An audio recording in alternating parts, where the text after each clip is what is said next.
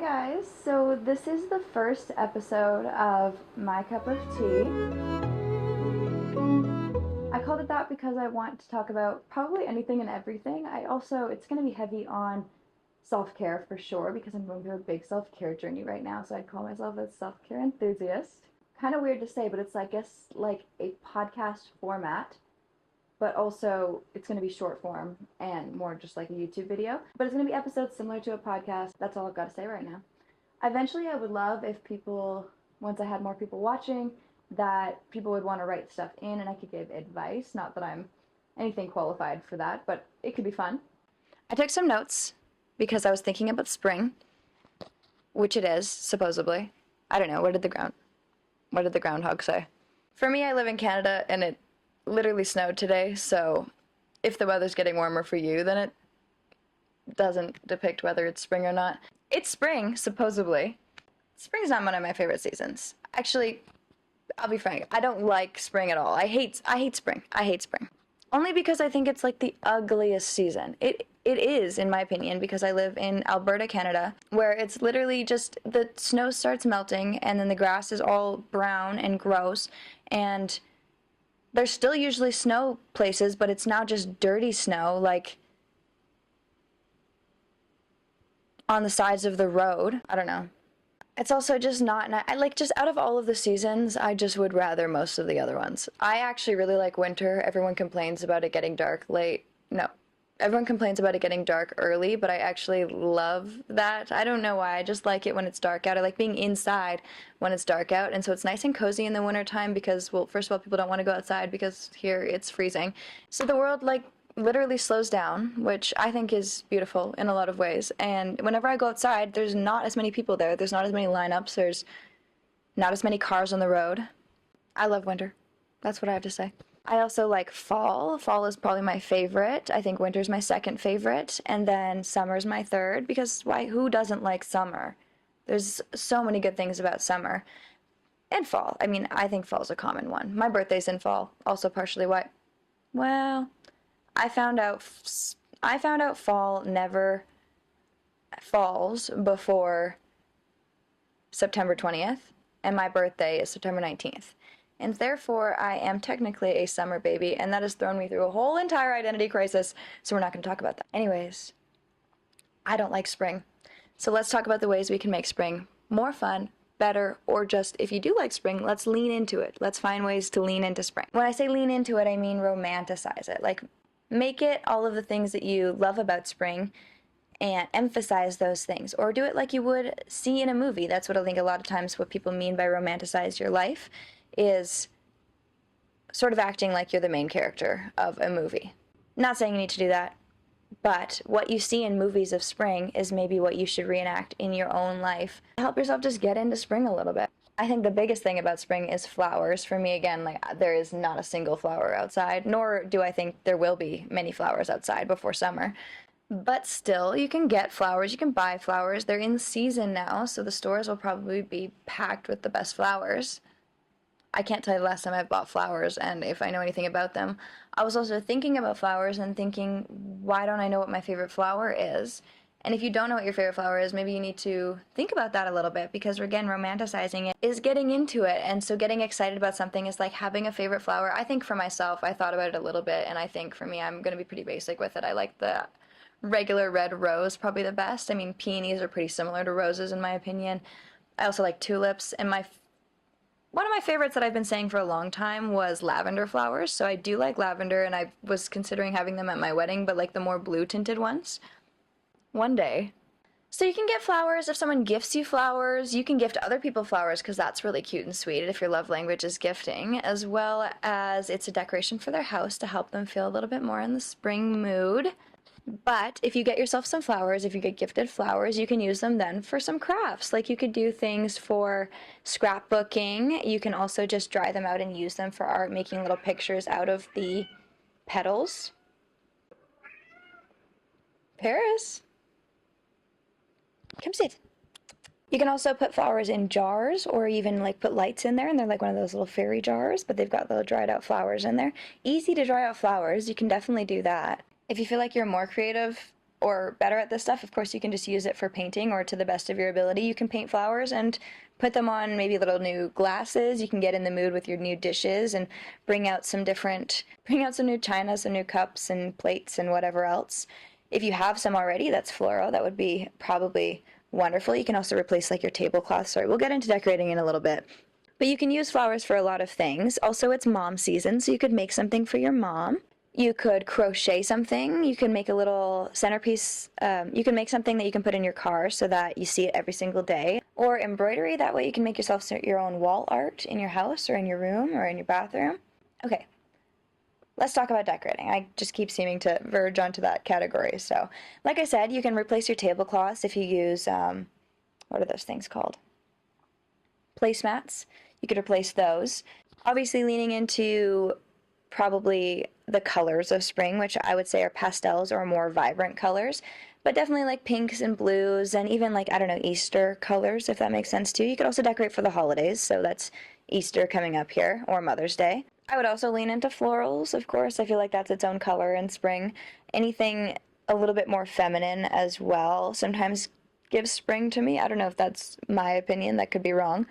But I don't know how you guys, I have like my bags usually just kind of spread around the house. So if I'm going to be doing that, I could be more purposeful about the bags that I have out. That's such a simple little thing you could change by having the ones that are more colored towards the season.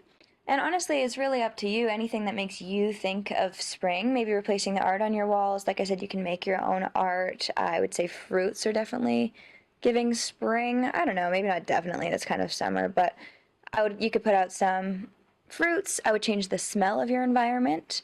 Unless, I don't know, like for me, I have cats, so I have a really hard time finding a healthy way to, I mean, candles aren't good for anyone, but for me, I feel bad putting that onto my cats. If it was just myself, maybe I would burn candles, but I don't want to give my cats asthma or something. So I have a really hard time finding a good way to scent my house, so a lot of the time it ends up just being the pet safe for breezes. But if you can find a way to make your house smell nice, and it can also come down to just like, and also if you can't do any of those things, if you don't like smells, maybe your smell's sensitive or whatever else, you could also bake a pie or something, and then it will smell like baking in your house. Another big thing about spring is obviously fashion. If the weather's changing, fashion's changing as well. Like I said, I would embrace the florals and the colors of spring, especially in your outfits. I think if you put florals under something like a cardigan or whatnot, it'll help it to feel not just like a regular fall outfit, because a lot of them can just be fall outfits if you just wear a cardigan with jeans and some shoes or some sneakers. I feel like that just feels like any other fall outfit, which goes better in fall, in my opinion, is those like dark wash jeans. So if you were to do the opposite in spring, I would say to go for more of a clean, pristine, white jeans. I feel like if you added white jeans to any fall outfit, it would look a little bit more spring. So you can lean into jeans, florals, and obviously the colors. So like a gray is just like a regular fall cardigan. So if I wore a blue floral tiny little tank top underneath this with my white jeans, I feel like that would go as a really nice little spring outfit. You could also do some like long shorts though, like, what are they called? I don't know. I want to say Billie Eilish shorts, but like the long shorts, those are a little bit warmer. They're not like full summer shorts yet with, I don't know, a hoodie or something. So you're still staying a little bit warm, like a warmer layer on top and a cooler layer on bottom. Or you could do like a long skirt or a short skirt with like tights underneath. Again, I would lean into florals. If I was going to do a long skirt, I would want to do a little bit more feminine, like maybe have some lace or even lace on your little tank tops that I was talking about earlier. You can also do, since I've been talking about colors so much, you can also do a color analysis. So if you don't know what colors look good on you and what don't, the color analysis test goes off of your hair color, skin color, and eye color, and that's what tells you what looks good and what doesn't on you. There's so many free tests online. I will link the one that I've done before in the description, but I did mine and it said that I was a warm autumn, so it was definitely telling me to stay away from like the vibrant neon colors, and I wasn't supposed to wear things like bright blue, bright pink, that kind of stuff. It wants me to lean into reds, orange, browns, and greens, the more naturey colors, and they're a little bit more beige and like blending into my hues. Well, as my boyfriend took the test and he got cool summer, so it was like the really, really bright, it was like the really, really bright colors, like the neon pinks and stuff like that, but it also told him to wear lots of reds and blues. There's like winter colors, so it really depends on what your colors are, and then you can lean into the shades of those colors, because like if I would say pink is a spring color, then you could lean into pink. But for me, I would want to wear definitely a more gray or like darker pink, because the light pinks apparently would make me look washed out. And I agree with that. So take everything with a grain of salt. Wear things that match your style and your climate. But, you could bust out some overalls and wear a cardigan over that. Maybe even a dress, a little sundress, like a spring dress or a long dress. If I were to wear a dress, I'd probably also still want to put something over my shoulders, because it's cold here for me. It's the prime jacket season. You can get some cool jackets. Things that aren't just like big puffy winter jackets, because those are not always the cutest. Okay, next category, spring cleaning, which is kind of my favorite part about spring entirely. Is I kind of like cleaning, actually, but I still fall behind, of course. I'm not perfect by any means saying I like cleaning. I just do, and sometimes almost always actually, when I'm overwhelmed, I will clean. So that's exactly what this is to me. It's kind of like a reset season, and I think everybody should reset every once in a while. I personally try to do it once a week if I can. Like every Sunday I try to do laundry and like get everything sort of reset. I also think this time of year is kind of a perfect, it's 3 months since the beginning of the year. It's kind of a perfect time to just check in with our goals at the beginning of the year. Maybe that means we need to adjust and change our targets, because maybe they were a little bit too far reached, or maybe they weren't. Maybe we've already accomplished our goals that we made at the beginning of the year, or maybe we've just fallen off track a little bit. So it's time to maybe just recenter and figure out, are our actions aligned with our goals? If not, where is that disconnect, and how can we solve that? Is my priorities changed and my goals maybe need to change, or is it that my actions are falling off and I need to match them to my priorities? So when I was doing this, I was thinking, well, why do we do spring cleaning? Of course, there's a lot of psychological benefits to it, like having a clean space just makes everyone feel good, whether it's actually one of your priorities or not. It still feels better to have an organized and less cluttered work environment, home environment, whatever it is. Makes things more seamless in your day-to-day life, so you don't have to go through clutter to actually get all of your stuff. So you don't have to go through clutter every time you want to grab something. But outside of the psychological benefits, there's a lot of other benefits as well. I was learning there's a lot of cultural and... I'm sorry, I'm going to look at my screen a little bit for this part, because I'm going to read off the screen because I don't know them off the top of my head. But cultural and historical things about spring cleaning that I thought were interesting, so I'll read them. First, I'm going to go with the cultural things. There is cultural and religious, things. There is the Passover, which in Jewish tradition is spring cleaning that is tied to the Passover, the holiday commemorating the Israelites liberating from slavery in Egypt, as well as the, sorry if I butcher this, shemetz removal. This is also a Jewish thing where they conduct thorough cleaning to remove any leavened bread, or the shemetz, from their homes, as a strict rule that prohibits the consumption of it during the Passover. And same with in Chinese tradition, there is cleaning the homes before the Lunar New Year, which ushers in good luck and a fresh start. And then there's some practical considerations in history, like the end of winter. In the past, homes were heated by wood and coal, which the end of winter meant a buildup of soot and dirt, needing a clean in the spring. Warming of temperature, the warm weather in the spring also allowed people in the air The warm weather in the spring also allowed people to air out their homes and open windows to freshen the air, contributing to this tradition. And then insects, which I didn't even think about before reading all of this, was insects. I'm so upset that bugs are coming back. Before the widespread of modern insecticides, a warmer spring months often were associated with the increase of insects, further reinforcing the need for a thorough house cleaning. And then with today's culture, there is a lot more, because that was long ago. And then with today's culture, there's a lot more sanitation and cleanliness, because we've had the germ theory, which was in the 19th century added as a new dimension of spring cleaning, understanding the importance of not getting sick. So whether it has changed over the years and we do it for the same reasons, the tradition has still stayed around. So spring cleaning has been a test of time. Now it's thawing outside. Well, not for me, like I said, it snowed today, but if it is getting warmer for you, then here's some things that you can do outside. There's some outside, inside activities, a little bit of both, but some things that get you out of the house.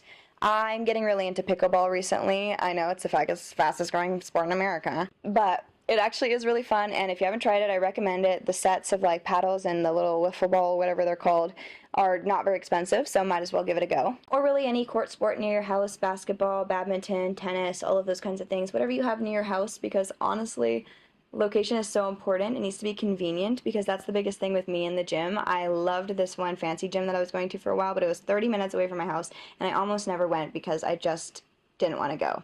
I didn't want to drive 30 minutes to get there, but I wanted to be there, but I didn't want to get there. So convenience is so important, and that's the only way that I get out doing exercise or activities in general. It doesn't have to just be exercise. Also, I love food and company. I love going out for food with my friends and family, and patios are opening up. Yay, patio season. Literally one of my favorite things. I love sitting on a patio eating food. It just is such a vibe. I also love just picking a spot, maybe downtown or just somewhere maybe in your town you haven't explored before, and then just explore it. Like if it's nature, you can do that, as well as like walking into a whole bunch of new stores, finding out what's going on just in that area of town. Similar on that vein is thrifting and farmers markets. Those are great things to do in the spring, or flea markets as well, but farmers markets because everything's in season. Everything, I don't know what I mean by that. I already suggested baking a little bit for scenting your house, but of course get into the hobby of baking. That could be great. Tea parties, high tea kind of vibes. You can go out for high tea, or you could bring people to you for a tea party, or you could go outside into a park or something like that. Same with, I was talking about flowers earlier, going to like a flower festival near you. There's not one near me, sadly, but,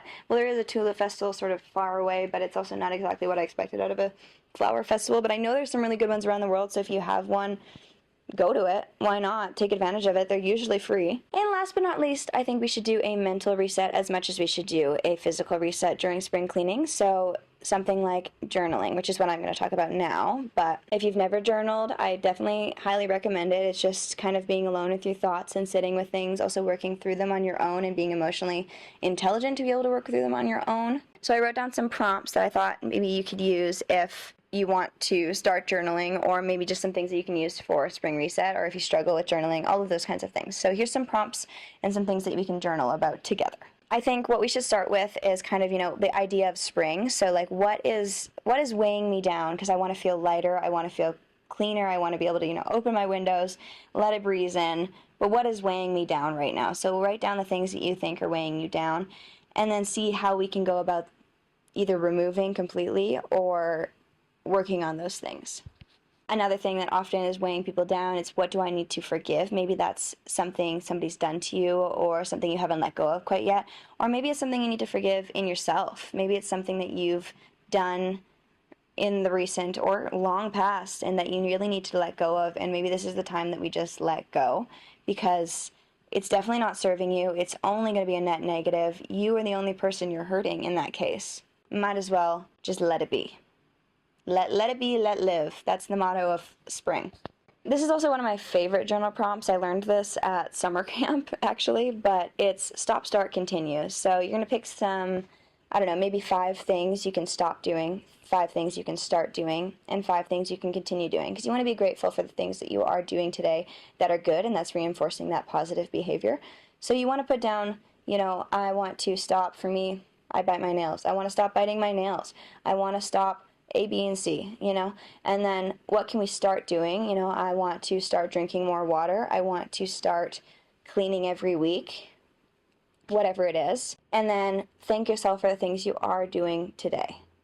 What can I continue doing that is working for me? What have I noticed? This is also good reflection. What have I noticed is working in the last few months, or isn't? And in that case, you can write down then, what did I learn?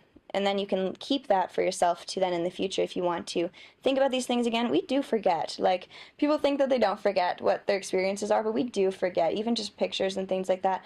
But writing that down, being like, oh, this didn't work before, then you can go back and remember that you tried that before. Did it work? What did it make me feel like? Maybe this time in your life, maybe 10 years in the future, it will work, because what you said about it was, it didn't work because I'm too detail-oriented. Maybe you're way less detail-oriented 10 years in the future, and now you want to try another strategy to getting your mind right, because everything is improvement, 1% better every single day. I'm using a lot of cliches, and I'm sorry if that bothers people. I love cliches at the same time as take them with a grain of salt and use it to your own advantage, because a cliche is just a cliche.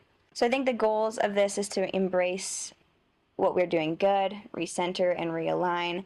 So in that sense, we want to just maybe write a few pages of reflection on how we're feeling at this moment, and maybe if we know why. If we don't, we just write it down. We just see what we can do. We can say, I don't know why.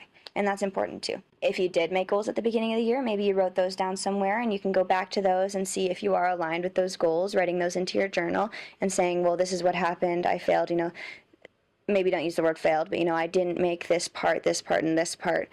And so now I need to maybe go back a few steps and actually take it a little bit slower and recalculate where I've been going with this goal. And I didn't make a vision board. Well, I did make a vision board at the beginning of the year, but I didn't even print it out or anything like that. So I was considering making a new one just for spring and considering making a vision board for every season. Honestly, I don't know why I don't do that more often, because I love going through Pinterest and just kind of getting vibes. So why not get a vibe for every season instead of just every year, because that can be my goals and my overall one for the year as well as my overall ones for each season. So I'm going to make a new vision board, and I think that's a really good positive thing to do for just aligning yourself with the life you want to live rather than actual material goals. Now, if we're trying to improve and get better, here's some questions that we can use to sort of figure out where we want to be if we don't exactly know where our goals are at the moment. We can say, what energy do I want to give off? What energy do I like in other people that I see and say, that's the energy that I want other people to see out of me? What is that light and where can I find it? Maybe write down, what does the best version of my life look like? If on a perfect day, that is not some crazy, I'm a pop star on tour at a concert, a regular day of, say you do want to work on music, what is your going to be regular daily routine in your perfect life? And is that something you actually want to strive towards? You can also I've seen people do ChatGPT, they'll get them to write up a fictional story, given all the details of this perfect life that you want to live. And does that sound like something you actually want to do? If not, again, just adjust. What daily things can I do to help myself feel lighter? So what things are going to help take some stress off my shoulders? What things are going to help? Can I lean on a friend? Can I start, taking care of my skin every night, because then I won't feel so stressed about my acne in the morning? How can I romanticize my days? How can I bring back in the play and fun and childhood, excitement to my days? I also think a really important thing is curiosity. With all of these questions, they're how and what's, and I think we need to be curious about ourselves, as well as that childhood curiosity to just want to know more. And I think that's always important, and never stop learning. I heard this wonderful story about this girl she said her teacher, he was like a linguistics teacher or whatever, and he himself was learning, he already spoke 5 languages, and he was learning Romanian, and at the end of class, he was like, oh, I can't speak today because I don't have time after class today because I'm almost running late for my Romanian class, and he was 80. That's adorable, first of all. Second of all, never stop learning. And then we can also ask, what's something I can add into my morning and night routines? Like I said, washing my face, taking care of things before I go to bed instead of having to deal with them in the morning, as well as